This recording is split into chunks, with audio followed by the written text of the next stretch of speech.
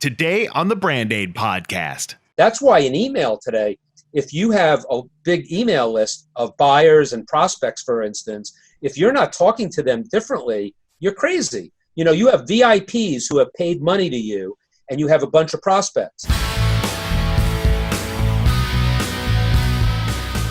Welcome to Brand Aid, where we answer the question, what does it take to launch your own brand revolution, create evolution, and who are the people that help you foster connection, community, contribution, and currency for a brand built to last? You will also meet brands changing the world and the lives of those they serve. Here's your host, Cheryl Hodgson. Hi, everyone. Welcome to the Brand Aid podcast. I'm your host, Cheryl Hodgson. I'd like to welcome our guest, Brian Kurtz, today. Brian is a legend in the direct marketing field. He has built a company called Boardroom Inc., which was his first career for 35 years. And he has moved on to his second career, which for the last 5 years has, what is his name? What is the name of your Titans Marketing. Titans Marketing. There you go. See, I'm trying not to read from a bio. Well, it's only 5 years, so I haven't had time to build the brand yet. So. Okay, great. Well, we're going to work on that today, right? Or at least discuss it. So I'd like to welcome you, Brian. I'm going to read just a little bit about Brian's background. Brian has published 2 books. His most recent book is Over Deliver, Build a Business for a Lifetime, Playing the Long Game in Direct Response Marketing. And it is his opus, not his memoir. His first book, The Advertising Solution, profiles 6 legends of advertising and copywriting, including Gene Schwartz and Gary Halbert. As a business-to-consumer marketer, Brian was responsible for selling over $1 billion worth of products, $39 at a time, to millions of people. And that we are going to discuss more about. So welcome, Brian. And let's just share it. I thought we were recording, and I'm not sure we were. So we're starting over. So now it'll be a different interview. Now we'll talk about, I'll talk about veterinary medicine or something. I'm so happy you're here. Thank you for joining us. Thank you. And I appreciate your making time out of your schedule to be on the podcast. Yeah, I'm really excited about it. I think I like the idea of branding, and I don't like the idea of branding. And I understand. I heard in our earlier conversation that the word of branding gives you hives. Yeah, it does. And so does publicity, and so does public relations, because I'm used to being a direct marketer. And what that means is that everything you do in marketing is measurable. Everything you do, you buy a Facebook ad, you buy a list, you do an email campaign, and it either pays out or it doesn't. And, and some things don't have to, because online marketing today is a lot less expensive than it was at Boardroom, when I did a lot of direct mail.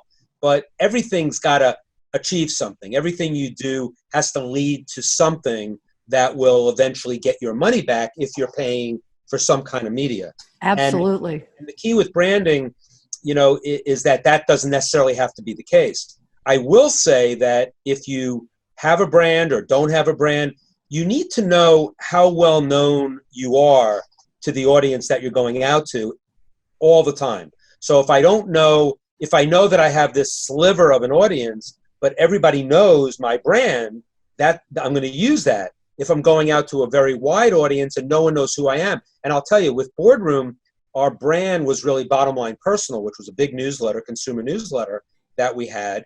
And most of the audience that we were going out to get new subscribers to that newsletter didn't know who we are. So we were the most unknown brand, and yet we had over 500,000 subscribers. How did we get there? We didn't get there by selling the brand to new audiences. We got there by selling what's in the newsletter, what they're going to get. And then once they became a subscriber, then we sold the brand of Bottom Line Personal. And that's why we had a Bottom Line Books division, and a Bottom Line Secrets was our website. So it becomes, you go where the puck is going, not where it is. So you always go to where the audience is going, and you roll with them. But if you're going out to new audiences, you have to know how well known your brand is, because in direct marketing, it might mean absolutely nothing and then you have a much longer selling process. So well, you don't I use think the I think brand. that's true of anybody, unless they've got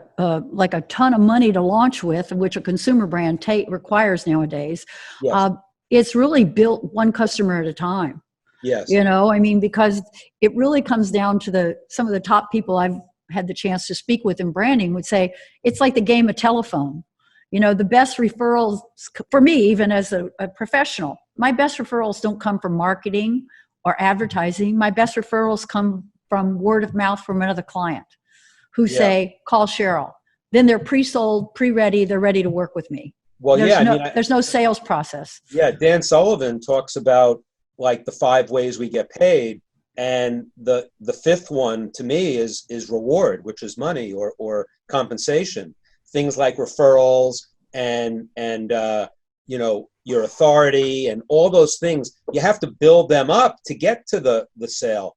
And so I'm not saying that, you know, everything has to pay out, that you have to sell all the time, but you need to romance your audience. You need to do a lot of things with your audience. And if they don't know who you are, you've got to tell a story. You've got to be able to craft that in a way that's, you know, it's a lot of finesse, I'd say. Well, yes, and it never ends. I mean, I think, there's a lot in what we talked about, and we had talked about the 3 words that I've been working with, and I love what you had suggested, which connection, contribution, and currency. And you're the one that suggested the word contribution, that it's making a contribution and being of service and value to others that help build that brand first. Right, and first, because, you know, a lot of people are generally, if you're in a B2B environment and you're going out selling in a very tough business, you know, they come out with asks that are out of nowhere.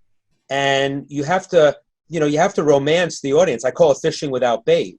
You know, if you're on a lake and you're throwing a line in the water and the fish are in the water, that's your potential customers.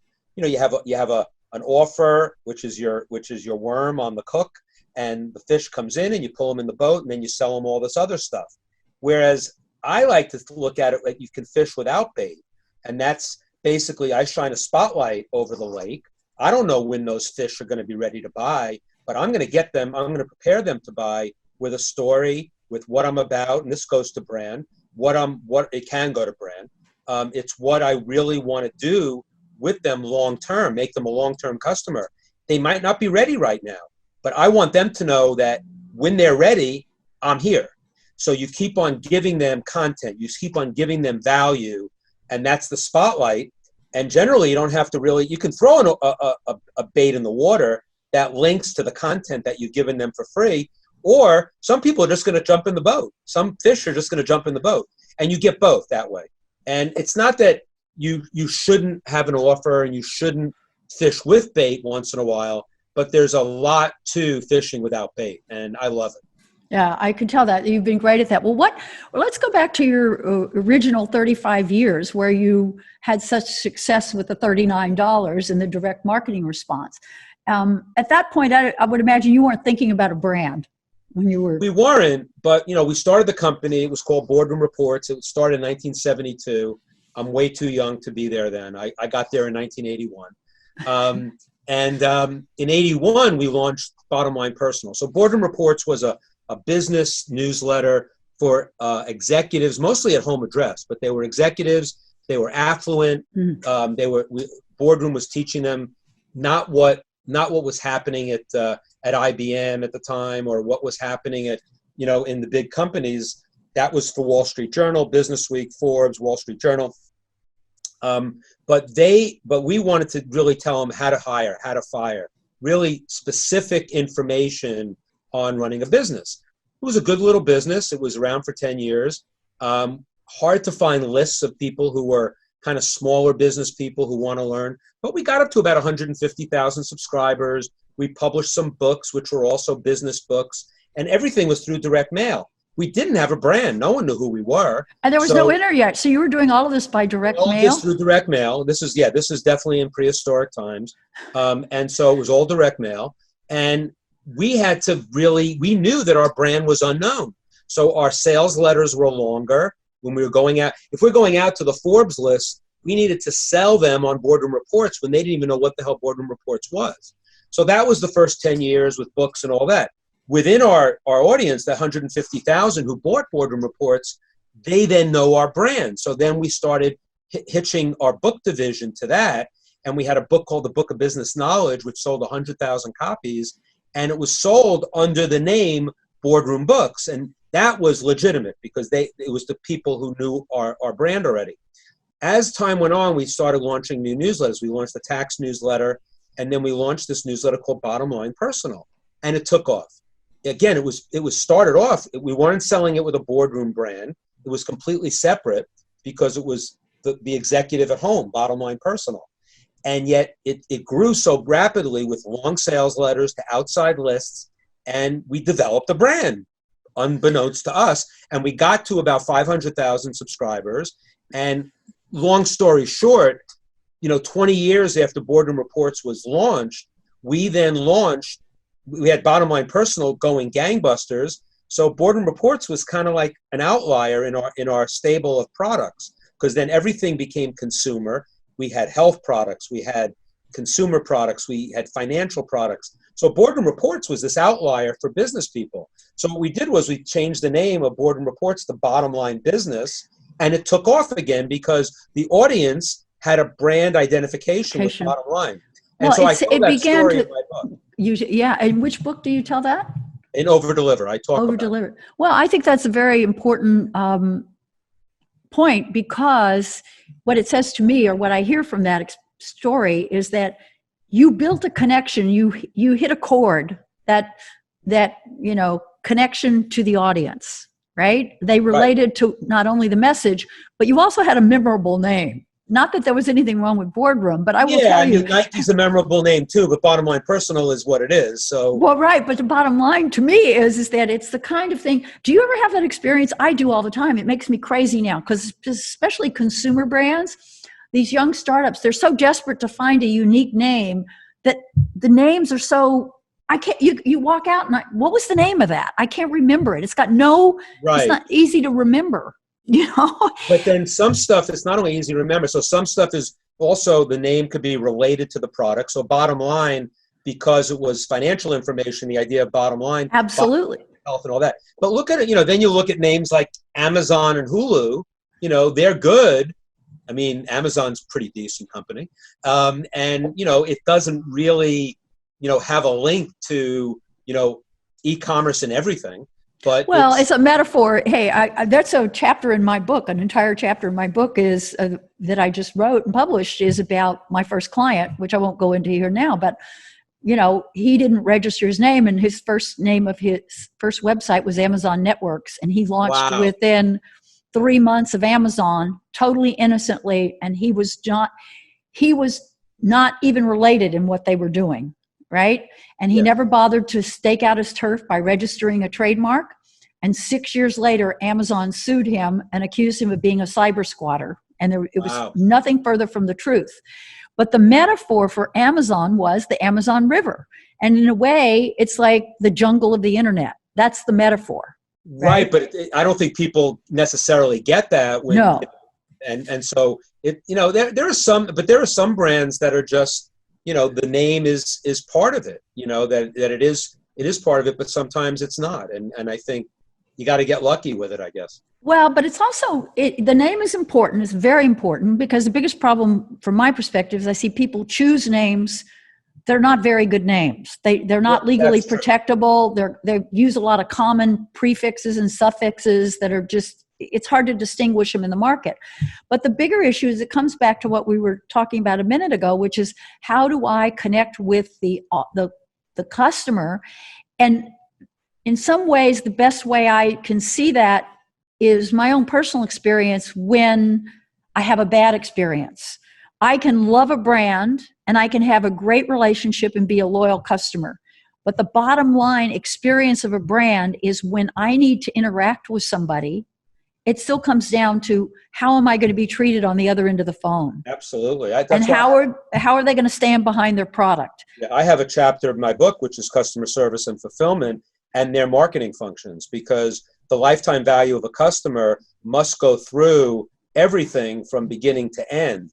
And it takes a second to lose a 5-year customer. Exactly. The wrong thing. Now, I will say that the story I tell in my book about that is I used to, in the 80s and 90s, I used to sit at my desk late, like 8, 9 o'clock some nights. And if the phone rang, there was no automated attendant. So I picked up the phone and I knew it was a complaint. And I used to play a game as to how can I get this customer who's really pissed off about something, get to love the company and get to love me. Didn't make it every time, but I made it most times because I would figure out what they needed and what they were looking for. But that's what you do all the time, not just on a phone call, but you need to do that as you're interacting with your existing customers. That's why in email today, if you have a big email list of buyers and prospects, for instance, if you're not talking to them differently, you're crazy. You have VIPs who have paid money to you, and you have a bunch of prospects. Now, you want to talk nice to everybody because everybody's a potential customer or a customer, but you have to go really deep with the people that have bought from you and explain, and even talk about the products that they bought from you, which builds the brand. And if they like the brand and they like that product, you're building reinforcement for the next product. And if you're sending an email that you're sending to a prospect who's never bought from you to a 3-time buyer of your products, it's such a waste of potential equity that you've built up with that customer that's happy. So I think that's one of the biggest mistakes people make is one size fits all creative to a list. I think that's very interesting because I'll share an example and I won't say who they are, but I have several financial newsletter type things I subscribe to.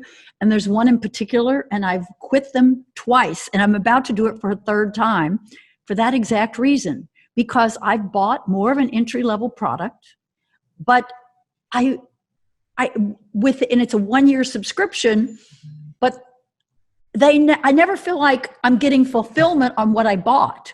All I'm doing is getting constant bombardment to buy something else, right? For thousands and thousands of dollars. Yeah, and it's the opposite of a one-hit wonder. So if you're a company that has one product and you have nothing else to sell, you can go a mile deep with that. If you have a bunch of SKUs or a bunch of products, you might want to sell the first product to them, but you need to reinforce what's there. And the second product should certainly if it's going to be a second product, it's got to be related to the first, or it's got to be a premium edition, or it's got to be something that's so special, but not just throw everything in. And most companies, if they have multiple products and they're in a line in terms of a promotion line, you'll just get them in the promotion line. So you might buy the first product. You're in using your example. You're in an entry level product, and the next product in line is like the 6th product that they have,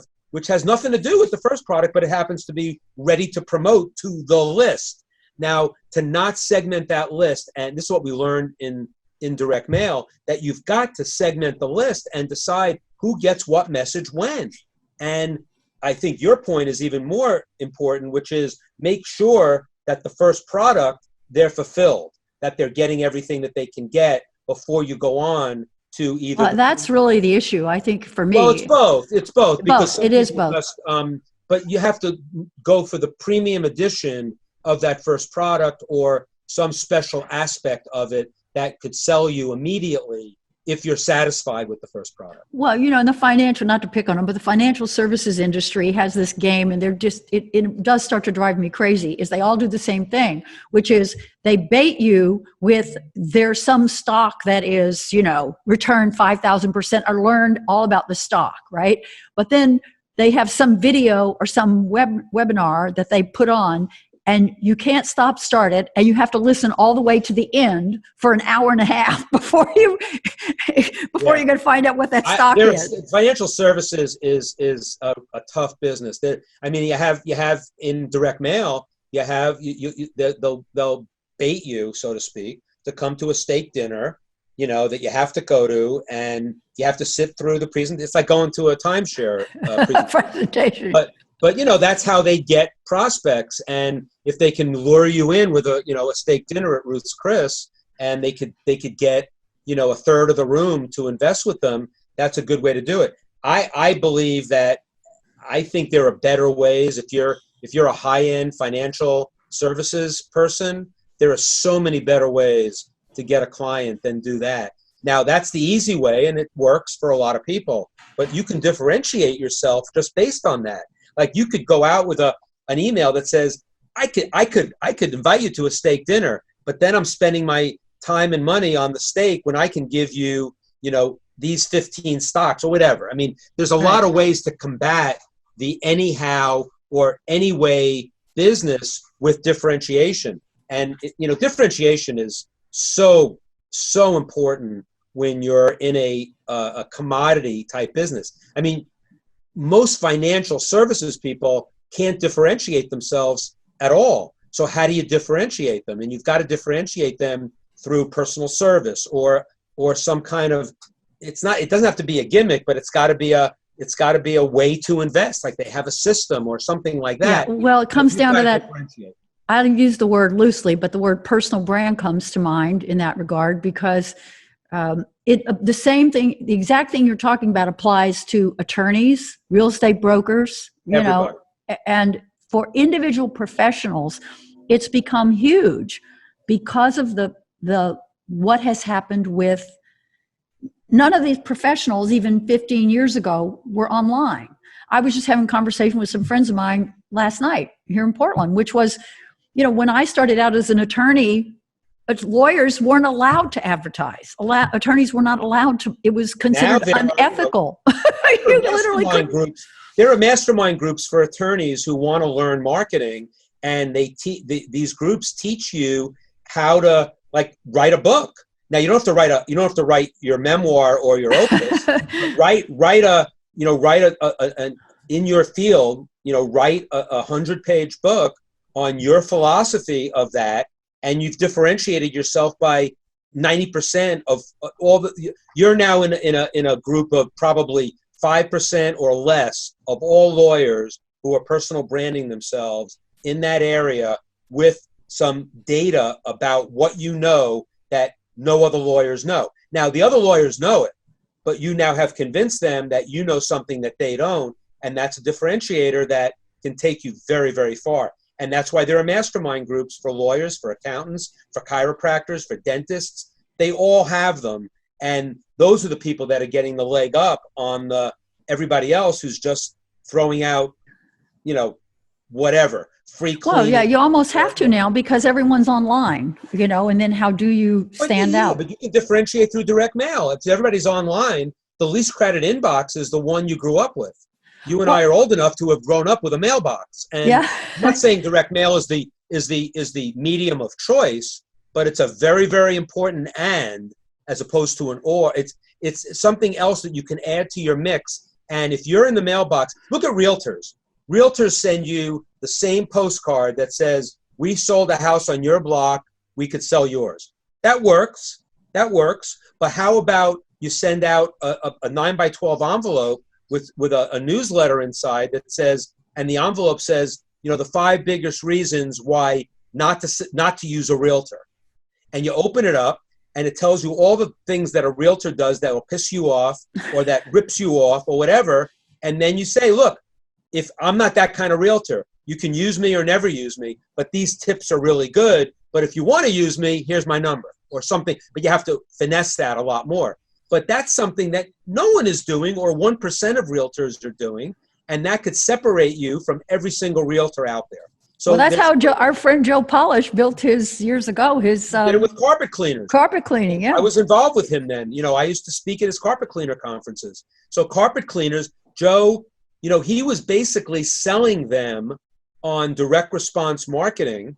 He would get all of these ads for direct response marketing and show how they applied to carpet cleaning. Then when he had the carpet cleaning business for a while, and he was teaching all these people, he'd get the best promotions from all of those carpet cleaners, put them in a book, and then they'd come to the conference for carpet cleaners, and the carpet cleaner in Des Moines did something that was amazing, and the carpet cleaner in San Jose could use that. They're not competing because it's all regional. Right, exactly. And now they've got these usable marketing pieces that they could use. I mean, but you can do it in any service business, any kind of business. And it comes down to marketing. Look, marketing isn't everything, but it's the only thing.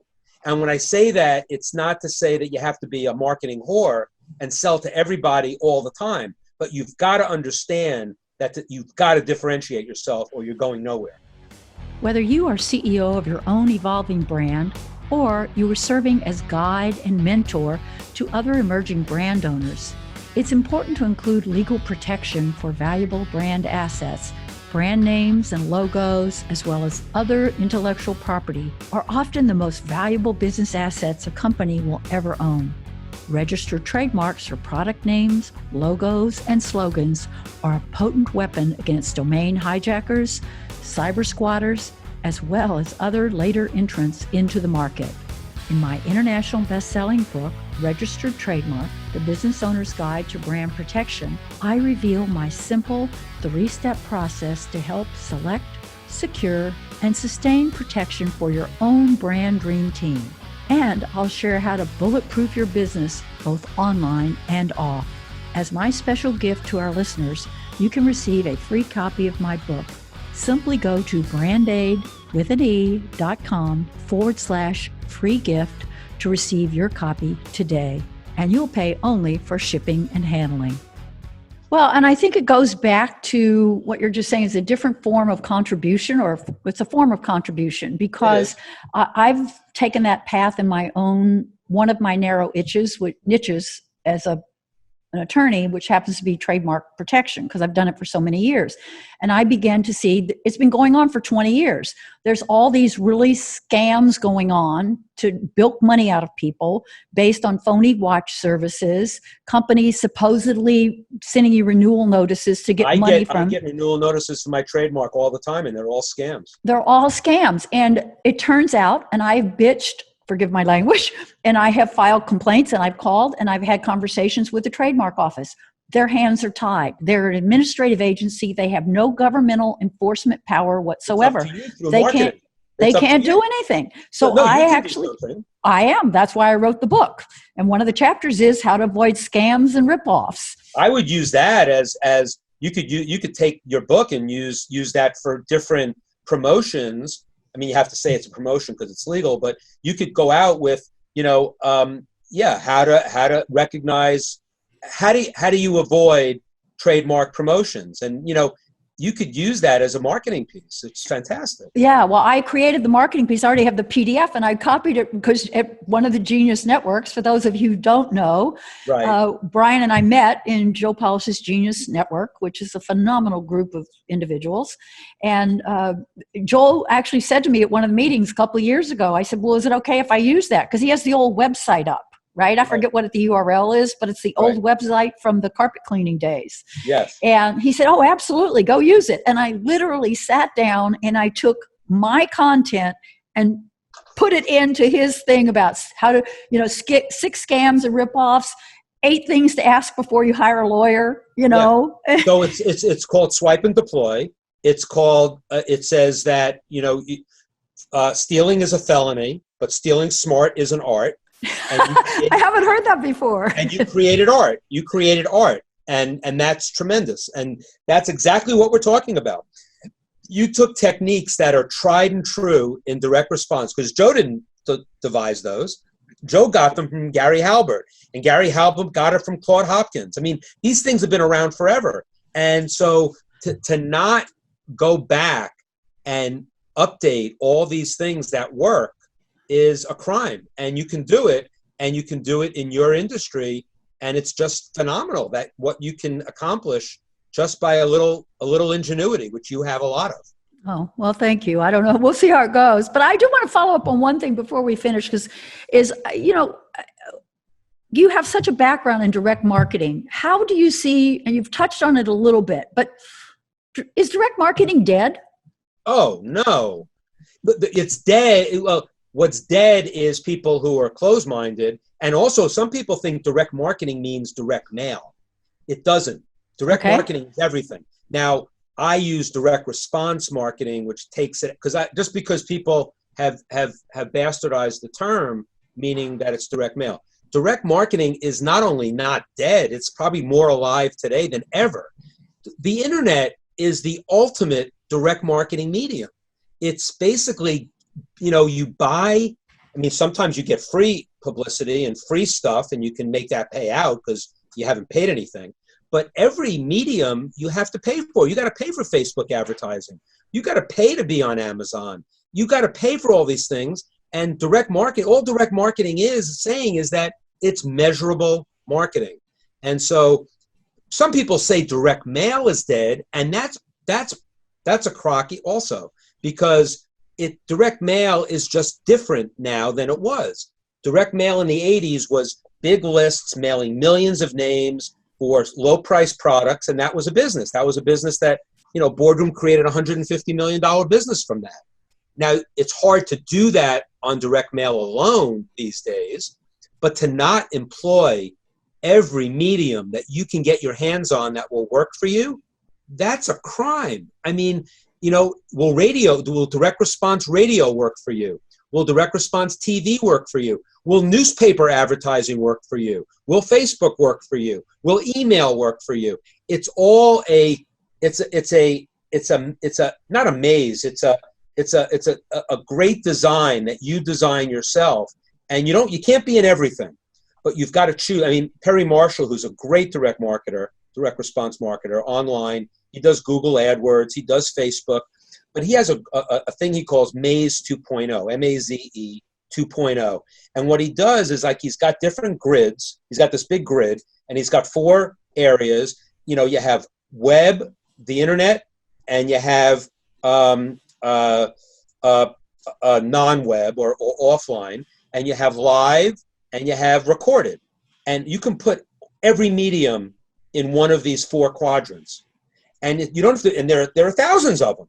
Advertising opportunities are like infinite. So basically, let me finish. So basically what you do is you don't have to be in everything, but if you pick 1 or 2 things in each of those quadrants, it'll look like you're everywhere when you're not everywhere. And that's how you build a brand as well. And what are the quadrants? The quadrant, it's 2 lines. So you have at the top of one line, I think it's web, online versus offline. And then the other one, the horizontal axis, is live versus recorded. And you can put everything in one of those 4 quadrants. So you talk about Facebook. Facebook could be live, and it's going to be web. Or it could be recorded and web. Direct mail is going to be recorded or not live and offline. So you put all these things and you decide what you want to be in, and you test. And you test in small quantities, you test in small dollar amounts, and that's what direct marketing is about. That's what direct marketing is about. You test something, you test and see if you have a business, you see if you can pyramid on it. If you can't pyramid on it and make your money back at some point in the near future, you leave that and go to another thing. Or you retest within that with new creative and new lists and new offers. But direct marketing is, you got me on a little bit of a roll there, but that's direct marketing is not only not dead, it's more alive than it's ever been. Well, that is powerful what you just shared, because I love what you just said about the fact that you test it to find out. And it ties remarkably to branding for this reason. The biggest challenge anyone that represents a big multinational brand will tell you is at any level, whether it's lawyers, whether it's the branding people, the number one challenge now is there are so many mediums and platforms that they have to manage. If I had the pleasure of interviewing a woman who is the head of IP for all of Xerox. She has 160 brand managers around the world. She has to have a weekly phone call with 160 people just to stay on top of. Just to decide what you want to do. Right. And what domains they're using in each territory, and what how it all translates culturally. And it's an enormous task. Yeah. Advertising opportunity, I have it in my book. Advertising opportunities are now infinite. And to not choose different things that work for you, and you've got to be multi-channel. I have a chapter on customer service and fulfillment. I have another chapter in my book on multi-channel marketing. Multi-channel is probably the most important thing you can do in marketing today. You can't be in one channel. There are companies that are in only Facebook, and Facebook shuts them down, they're out of business. I had a company that I work with that they were doing $30 million on Amazon alone. Amazon one day said, I don't like your ads. You're off. Out of business. That is multiple channels. Yeah, absolutely. And that's the gift, but it's also the challenge for brand building. And before we finish, because there was one last thing I did want to address, which is, because I loved your comment at the beginning where you said, where you talked about the word branding giving you hives, which is, what's the immediate return on investment? And the one thing I can say in my experience that I would share, and I think we talked a little bit about this, is if you're playing the long game in building a business, building the brand may not be what you start out thinking about, but in my experience and the people I've represented buying and selling companies, or when the investors show up for that round of funding, the number one thing when it comes to doing the due diligence, they don't ask about anything other than your IP. The first question they have is, what do you own? What is your brand? What is your intellectual property? What have you protected? Yeah, I think in direct marketing, the first thing they add, in addition to that, it's actually always the list too. Well, the list is intellectual property. It is, but I mean, intellectual property goes beyond. If you've developed a brand that goes beyond just a list, then you've got that too. But I think that that's the due diligence that you do, and it is all about the brand. Well, thank you so much. There's so much we could cover, and I hope that you'll be willing to come back, and we'll have part 2 somewhere along the way. Yeah, let me tell you about my book. Oh, yes. I'd love to hear about your book. Do you have a gift you'd love to share with the audience? Yeah. So, I mean, obviously, this book is something I'm really proud of. And if your audience would go, if they want to go and to overdeliverbook.com, www.overdeliverbook.com, you'll arrive at a site that is an amazing, it's probably, I mean, the stuff on that site is worth thousands of dollars. This book is like $17.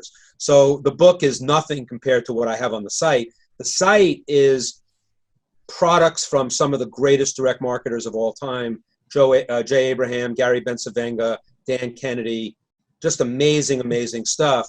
And if you buy the book, you come to the site, you go out and buy the book at various places, anywhere you want. You come back to the site, you put your email in, and you get access to all of these bonuses. And I think I had to over-deliver because the book's called Over-Deliver, so I over-delivered on the site.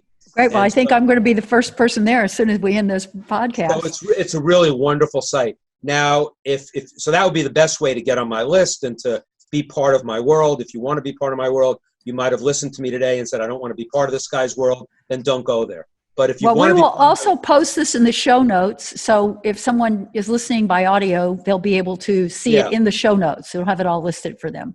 And I'd say if you're too cheap to pay $17 for thousands of dollars worth of bonuses, and you want to just go to a site where there's a lot of free content and all of that, Jay Abraham alone is worth. I know it is. But briankurtz.net is my website, and you can go there. There's a lot of free content there.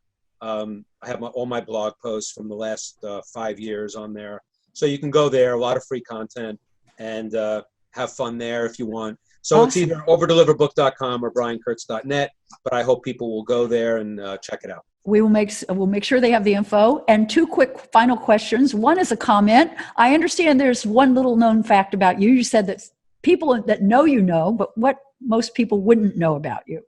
Yeah, I'm a high school varsity umpire in baseball, and also I do tournament Little League umpiring. And I use that in the chapter on customer service and fulfillment because I see a particular similarity between the customer service and fulfillment person on the phone who nobody knows who they are until they screw up. And then hell breaks loose and then they're in trouble. Same with the umpire. No one comes to a game to see an umpire. But when the umpire blows a call, they are all over me. Of course, I've never missed a call. So You've never missed a call. Never missed a call. Never. So I think that, and the reason why I like doing it is for 2 reasons. One, it gives me a focus away from marketing, away from everything else. And because I'm 2.5 hours calling balls and strikes, and I miss one pitch, I get yelled at. So I'm really focused and not thinking about what happened during the day. I'm really focused just on that. But also, it's an interesting thing if you ever have any either insecurities or you have a big ego, either one, that it'll tame either of those very quickly, because you're going in and if you do a great game, I do my best game ever, don't miss a call, I just have a superb game, the best you're going to get is nice game ump. No one is congratulating you on calling a good game. And that is it's a gift to have that as my hobby, because it really keeps your ego in check. It keeps you on the straight and narrow. So that's really cool. Yeah, well, I hate to tell you, Brian, but I sort of have the same problem as a lawyer. Very few clients call up their lawyer and tell you they love you. But a lot of times they come to you in real need, and that you can solve a problem. You'll get a little more accolades than an umpire gets, I think. Okay, if that's you solve their problem. If you fair enough. Solve their problem. Okay, last question before we wrap it up is, what is the one thing, either personally or professionally, on your bucket list that you aspire to in 2020? I don't think I'm going to get there in 2020, and it has to do with umpiring. It's to umpire in the Little League World Series in Williamsport, Pennsylvania. Oh. I've been to a World Series, but not in Williamsport, in South Carolina, for 16, 18-year-olds, and that was 11 years ago. And I've been to the Eastern Regionals like 6 years ago, and I'm on the list for Williamsport. I may never get there, but that's a bucket list thing that I'd really like to do. And then as far as travel and things like that, I think, I want to go to certain places, but I'll get there. But Williamsport would be the bucket list thing. When is that coming up? Is it a certain date? Well, it's in August, and they usually let you know right around this time of year. Like I applied in November, and they let you know right around the New Year. So okay, well then I'm gonna set some good vibe intentions for you. Okay, thank you. Keep us posted. Well, thanks again for joining us, and we'll see you down the road. Thanks, Cheryl. Brian Kurtz has had two careers. The first spanned 34 years as the force behind Boardroom Inc., an iconic publisher and direct marketer. As a business-to-consumer marketer at Boardroom, Brian was responsible for selling over $1 billion worth of products, $39 at a time, to millions of individuals. He's also the founder of Titans Marketing, a direct marketing, educational, and coaching business. At Titans Marketing, Brian has sold over $5 million worth of products and services, enabling thousands of people to spread the gospel about direct marketing to millions. Brian's most recent book is Over Deliver: Build a Business for a Lifetime, Playing the Long Game and Direct Response Marketing. It is his opus, but not a memoir. During both careers, Brian has been committed to over-delivering for nearly 4 decades. Have you protected your big ideas? Is your online business built on a strong legal and business foundation? To learn more about the legal protection you need for your online business and how to use intellectual property to leverage the growth and profitability of your business, check out our new mini-sode series, Built to Last. I'll be sharing what I've learned during my business and legal career and how you can use those lessons to build a lasting legacy for your own business. So join me for my solo flight on the Brand Aid Built to Last mini-sodes. That's it for today's episode. Head on over to brandaidpodcast.com and subscribe to the show. When you subscribe, you'll instantly receive Cheryl's free special gift, Consumer Guide to Trademark Registration Services. This consumer guide will help ensure your most valuable business assets are entrusted to professionals. Make certain you're on the path to a business and brand built to last. Join our Brand Aid community on the Podopolo mobile app to win prizes, products, and cool free resources to help you grow your business. And also connect with Cheryl and your friends. Podopolo is free on the Apple and Google App Stores. And when you go to brandaidpodcast.com/win and post a review to iTunes, you'll be entered into a drawing to win a once-in-a-lifetime VIP Brandaid opportunity to mastermind with Cheryl personally to grow and scale your business, or to select, secure, and sustain a valuable brand name for your business. That's Podopolo on the Apple and Google App Stores. Download it now.